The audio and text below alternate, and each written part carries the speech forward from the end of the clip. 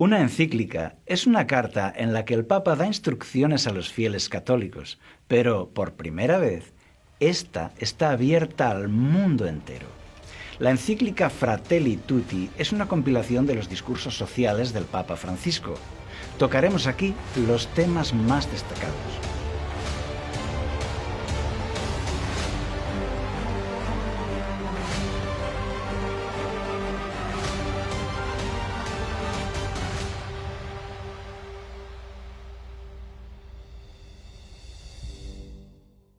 Llama la atención el discurso marxista y humanista que hace aquí el Papa, que además propone la creación de un gobierno mundial con poder ejecutivo. Una encíclica donde la solución para el hombre ya no es el arrepentimiento ni la conversión, sino un nuevo orden mundial que eduque a todos en la igualdad y la concordia. La solución para el hombre ya no es la cruz de Cristo, sino la nueva cultura del encuentro y la solidaridad, y da igual cuál sea tu religión. Por eso, la encíclica Fratelli Tutti ha sido alabada por los enemigos del cristianismo, como los partidos de izquierda. Pedro Sánchez, presidente de España, la aplaude y la agradece. Alberto Garzón, ministro y comunista, Íñigo Errejón, etc. La gran logia masónica de España celebra que esos son los ideales masónicos. Y así la lista de alabanzas es interminable, incluyendo líderes religiosos cristianos y musulmanes. La cadena CNN, primera cadena informativa del mundo, la llama el mayor regalo de Francisco. Pero al mismo tiempo, muchos católicos practicantes publican su desagrado, su decepción, diciendo que el Papa se equivoca en este giro humanista. Diferentes corrientes de opinión católicas están denunciando que esto no es el cristianismo de la Biblia. Monseñor Viganó, arzobispo católico, declara: daría la impresión de que esta encíclica fue escrita por un masón. Duras palabras. También en Estados Unidos, Luis Román, del canal católico, dice: oren por el Papa, que quizá Dios le dé una bofetada y le haga despertar.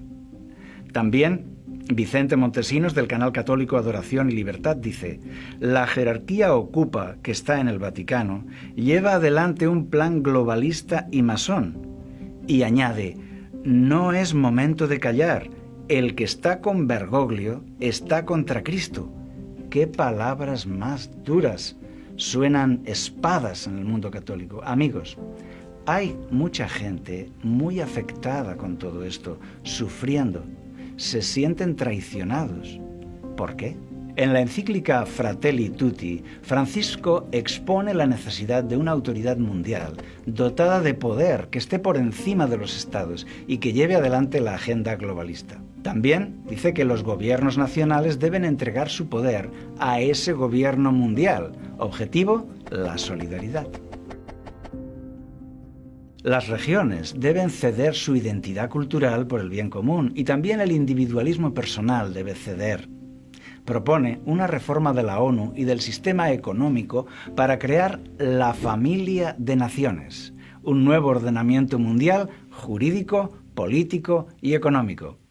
Francisco apoya la inmigración ilegal, anima a que caigan todos los muros en las fronteras y los muros en el corazón humano. Entre los cristianos no debe haber control de fronteras, sino brazos abiertos. Propone la desaparición de las fronteras en todo el mundo.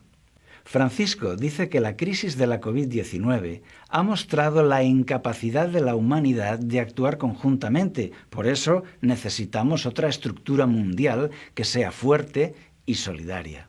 Y aquí quiero mencionar algo. El libro de Apocalipsis, en el capítulo 13, profetiza un futuro donde el mundo adora a un gobierno mundial al que llama la bestia. Apocalipsis 13:8 dice: y la adoraron todos los moradores de la tierra, cuyos nombres no estaban escritos en el libro de la vida. Así, Dios nos advierte de este nuevo orden mundial. Para nosotros es emocionante ver cómo esta profecía de la Biblia va camino de su cumplimiento. El Papa impulsando un gobierno mundial que se presenta ahora como solidario, pero que será autoritario e intolerante. En el capítulo 5, titulado La mejor política, Francisco aborrece la economía del libre mercado. El sistema actual de liberalismo económico debe destruirse, porque su objetivo no es ayudar al hombre, sino las ganancias. Pide que los empresarios creen trabajo para las personas, pero no por el beneficio. Francisco dice: la ambición desenfrenada de dinero que impera hoy, ese es el estiércol del diablo. Las reglas económicas actuales no son buenas, pues no ayudan al desarrollo integral del hombre. Ataca la propiedad privada. Dice que la propiedad debe estar al servicio de todos. Se necesitan nuevas instituciones. La política no debe estar al servicio de la economía, sino al servicio de los más necesitados. Francisco dice que las naciones occidentales, que han prosperado con el capitalismo, no deben ser tomadas como ejemplo, porque aumentó la riqueza, pero no la equidad. Pero no tiene ni una palabra de crítica hacia los regímenes comunistas. Permitidme aquí un comentario. Cuando Dios organizó a su pueblo, Israel, dio a cada familia un pedazo de tierra en propiedad privada. No organizó un sistema comunista en el pueblo de Israel, sino que Josué capítulo 14 nos habla de la propiedad privada. Es aprobada por Dios si está acompañada de generosidad. Los periódicos dicen que no hay cifras oficiales de cuánto dinero tiene el Vaticano. Además, está a nombre de un universo de diferentes congregaciones, bancos, fundaciones y un sinfín de entidades en los países del mundo. Basta con decir que cada una de ellas es un cliente VIP para los bancos. Hay bancos que tienen departamentos aparte dedicados solo a los negocios del clero. El Vaticano compra deuda del gobierno de España. Esto es especulación financiera. La voracidad del Vaticano por aumentar sus riquezas llega a generar escándalos que leemos en la prensa. Por mencionar solo uno de hace unos meses, fondos de caridad donados para los más pobres fueron destinados a inversión inmobiliaria en Londres. Así es, se trata de una colecta de donativos para los más pobres llamada el Óbolo de San Pedro. Pero se usó para la especulación. Era un fondo de 650 millones de euros. Solo ese fondo. Los periódicos lo han llamado la escandalosa operación inmobiliaria de Londres. Búscala en Google. He tomado el dato de clarín.com, 1 de noviembre de 2019. Entonces, ¿por qué Francisco rechaza el capitalismo en su encíclica mientras su organización lo abraza en la práctica diaria? Si Francisco cree que no se debe amasar fortunas cuando hay hambre en el mundo, ¿por qué no predica con el ejemplo? En el capítulo 2, titulado Un extraño en el camino, Francisco dice que la parábola del buen samaritano es un mandato a la solidaridad internacional que debemos cuidar al necesitado. En esta parábola hay un herido tirado en el suelo. Pasa un clérigo y no le ayuda. Luego pasa otro y tampoco, hasta que pasa un extranjero de otra religión y éste sí que le ayuda y le salva. Amigo que me escuchas, abre los ojos. A día de hoy, el Papa Francisco se parece más a aquel sacerdote de la parábola, que ve a los que sufren y pasa de largo, que teniendo una inmensa fortuna no la comparte. Y tú dirás, pero Cáritas hace una labor de ayuda. Sí, claro, Cáritas, Manos Unidas y las ONG y entidades católicas son el mesonero de la parábola, que hacen un excelente trabajo ayudando y cuidando a los que sufren, pero con el dinero de otros, con el dinero que reciben para eso de los gobiernos, donantes, fundaciones, entidades, colectas, campañas y aún de los impuestos. Pero no con el dinero del Vaticano, no con el dinero del sacerdote, que vio al herido y miró para otro lado, y se fue porque tenía que escribir una encíclica muy bonita. Hay gente maravillosa actuando. Ellos son el buen samaritano, y Dios está con ellos. Francisco dice que los activistas ecologistas son a menudo ridiculizados y despreciados. Hay que defenderlos. Las entidades que luchan por detener la destrucción medioambiental han fracasado. Por tanto, necesitamos un gobierno mundial con verdadera autoridad para esto. El Papa advierte del populismo sin decir a qué se refiere, y de los que difunden bulos en Internet, fanáticos, extremistas, etc. Dice que esto debe ser reprimido. ¿Hay aquí una velada amenaza a los que discrepan de su proyecto? Quiero comentar que este llamado a la censura en Internet no cuadra con la gran tolerancia que muestra hacia las otras religiones. Aquí el Papa presenta a todas las religiones del mundo en un plano de igualdad. Esto es contrario a la Biblia, que nos invita a abandonar las religiones falsas para abrazar la verdad de Cristo. Pablo lo decía así: que de estas vanidades os convirtáis al Dios vivo. Hechos 14:15. En esto, el Papa abandona la Biblia para agradar a todos. En el apartado Identidad cristiana, párrafo 277 en adelante, hablando del ecumenismo, dice que usemos el conocimiento mutuo como método y criterio. ¿Cómo? Pensábamos que el método y el criterio era la Biblia. Para Francisco, el criterio es el conocimiento mutuo, sin comentarios. Y dice que valora con sincero respeto los preceptos y las doctrinas de todos. Ya no es orar juntos, la fe, la solidaridad, cooperar. No, habla de las doctrinas, los preceptos y las doctrinas de todas las religiones. Presenta a San Francisco de Asís como un ecumenista que visitó al sultán para hacer un encuentro de culturas. Pero eso es totalmente falso. Los cronistas escribieron que San Francisco trató con todas sus fuerzas de que el sultán se convirtiera en católico y dejara de ser musulmán. San Francisco no era ecuménico. Por eso, aún intelectuales católicos afirman: la falsificación que hace de San Francisco es vergonzosa. Esta encíclica menciona una larga lista de líderes de diferentes religiones que le han sido de inspiración, destacando el líder mundial de los musulmanes suníes, el gran imán Ahmed al-Tayeb, al que menciona al menos 5 veces. Francisco dice que todos somos hijos de Dios, hermanos unos de otros.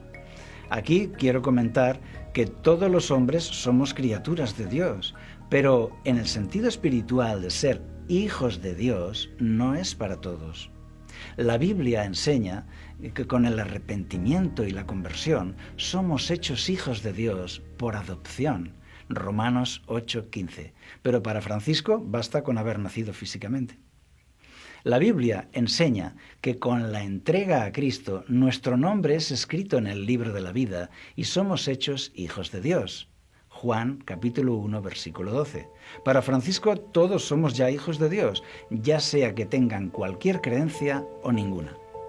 La Biblia enseña que con el bautismo los salvos entramos en la Iglesia, Hechos 2:47, que es el cuerpo místico de Cristo, pero para Bergoglio basta con formar parte de la humanidad.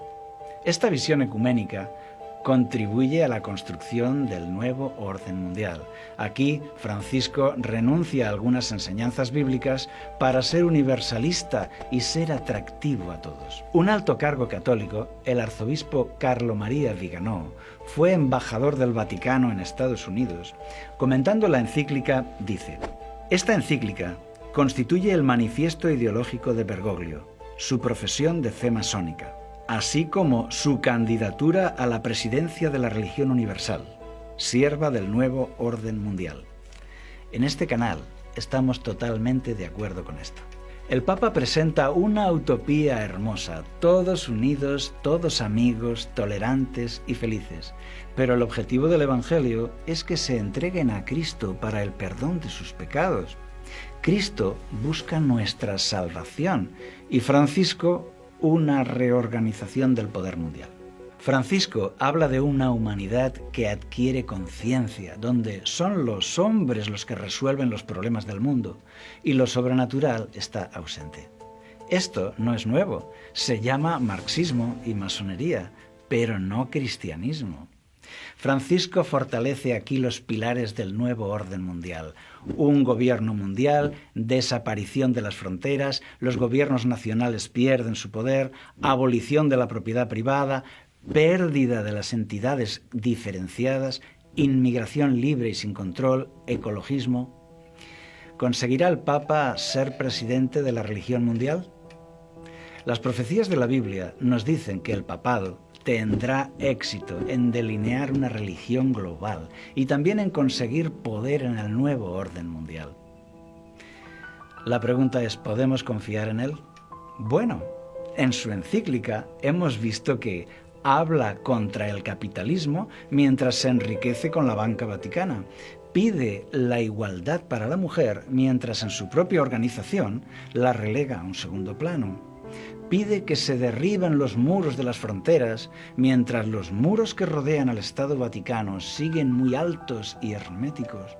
Habla contra la propiedad privada, mientras mantiene un sistema privilegiado de propiedad y trabaja para aumentarla. Habla de compartir, mientras guarda celosamente sus reservas de oro y los tesoros del Vaticano. Habla de Francisco de Asís como un modelo, mientras vive en un palacio repleto de joyas. Querido amigo, Dios sigue estando ahí. Esta actitud del Papa no debe afectar a tu fe. No te desanimes. Al contrario, vemos cómo las profecías escritas para hoy se cumplen de forma espectacular. Razón de más para creer, razón de más para confiar en Dios. El clero puede ser desanimador, pero por suerte no lo necesitamos. Tú puedes hablar con Dios cara a cara. Cuando yo era joven no podía creer en Dios por culpa de los errores del clero, la Inquisición, el papado, etc. Pero aprendí que son dos cosas muy diferentes. Aquí está el maravilloso Jesús, manso y humilde. Y en el otro rincón del cuadrilátero está la sombría jerarquía del Vaticano. Mejor seguir a Jesús. Muchos elegirán la religión de moda y todos tendremos que elegir. ¿Y tú qué piensas? Déjanos tu comentario, nos interesa. Para conocer más sobre el papado, su origen y su historia, te recomiendo un documental impresionante, La novia, la bestia y Babilonia. Te dejo el enlace en la descripción de este vídeo. Si te gustó el tema, ayúdanos a hacerlo más visible, suscríbete a nuestro canal y danos un like. Activa la campanita para recibir vídeos nuevos. Que Dios te acompañe.